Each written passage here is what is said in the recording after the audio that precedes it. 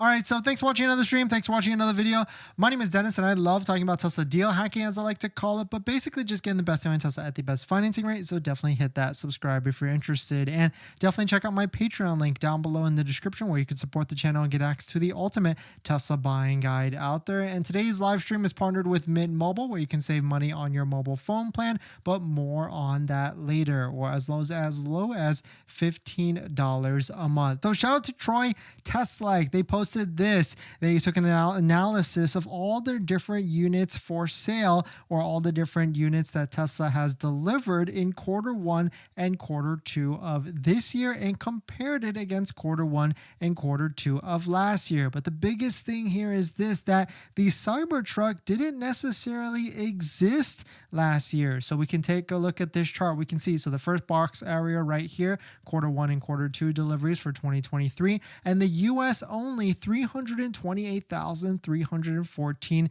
units that were sold through quarter 1 and quarter 2 for Model 3, Model Y, and also Model S and Model X. Taking a look at Tesla deliveries quarter 1 and quarter 2 of this year, 2024, you can see there is about a 38,000 unit drop from 328,000 down to 290,553, or about 11% drop year over year. And what's even scarier with this, or maybe, of course, we're just talking about Tesla deals on this channel, but we can see that Cybertruck units filled up a 14,000 units into there, and Model 3 was actually down about 50,000 units from last year. So maybe Model 3 Highland is supposed to fill in this gap here, or maybe Model 3 Highland hasn't been able to fill in this gap here, because the biggest difference between last year and this year is, of course, last year the Model 3 did qualify for the $7,500 federal tax credit, even though it was not a point of sale,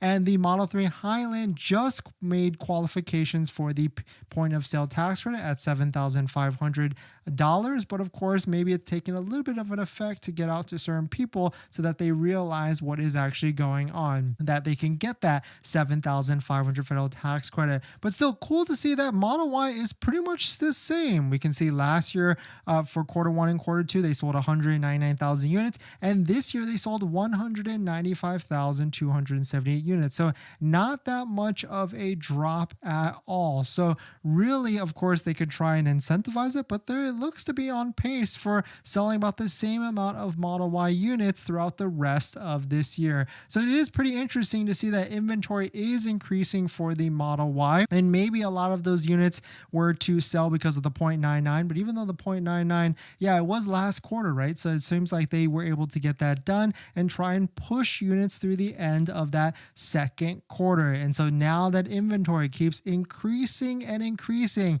I definitely feel like there's going to be a lot more deals that are going to be rolling out, and I definitely feel like it's going to be rolling out at the end of this month or even next month, once the current promotion of the 3 years of free supercharging comes off of the table, because here are all the different incentives that are currently out there in case you missed it, in case you need another refresher. There's 3 months of free supercharging, which is valued at about $500 to $600. I do expect this to end on August 15th, and then probably Tesla's going to take a week or so to basically sweeten this deal a lot more. I think we could see maybe 10,000, 15,000 miles of free supercharger, maybe even supercharging, or maybe even 1 to 2 years of free supercharging in quarter 4. I definitely do feel like they could bring down the 0.99% financing for both the Model 3 and the Model Y, and I think they're going to do a lot more of these bundle packages that we saw